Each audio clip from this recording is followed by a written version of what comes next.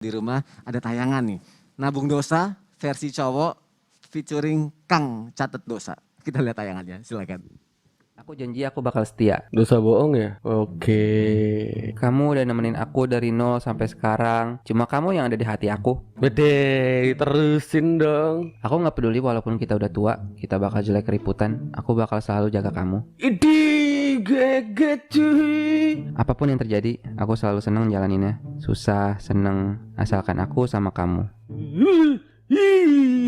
Kayaknya Dosa dia udah hatam banget sama kelakuan orang itu ya kayaknya.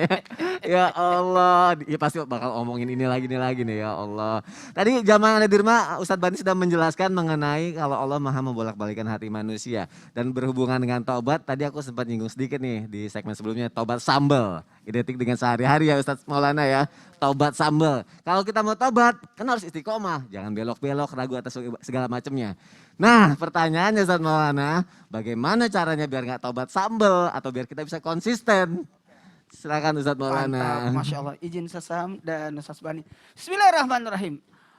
Membicarakan tentang taubat. Taubat itu mohon izin, mohon maaf. Kenapa ada orang katakan taubat sambal? Kalau orang taubat sambal gini. Ini perumpamaannya ya, taubat sambal. Aduh pedes, enggak mau lagi. Nanti besok makan lagi pakai sambal itu. Jadi itu, seperti itu. Jadi perumpamaannya seperti itu.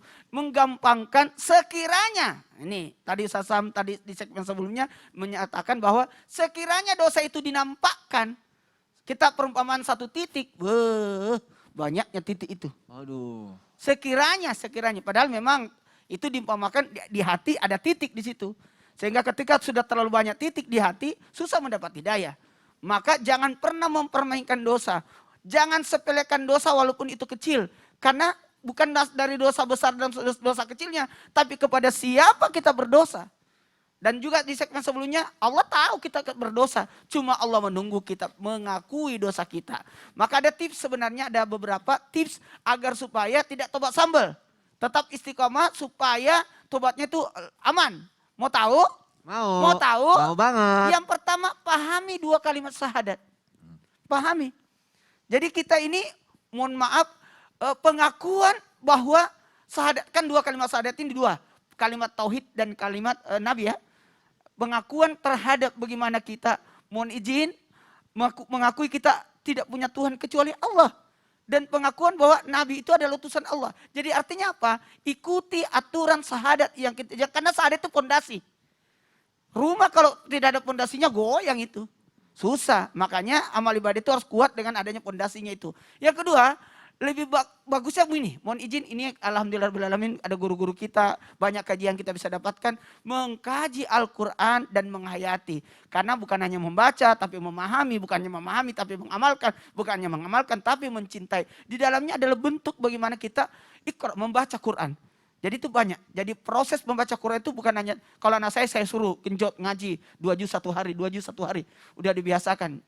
Jadi aman. Nah, habis itu nanti dia sedikit-sedikit pahami lagi isi kandungannya dan sebagainya. Itu harus, apalagi komitmen dalam menjalankan perintah Allah.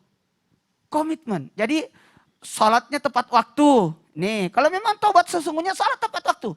Salat tepat waktu, ada komitmen, ada bentuk buat jadwal, jam sekian aku gini ya, jam sekian aku lakukan ini. Jadi buat jadwal.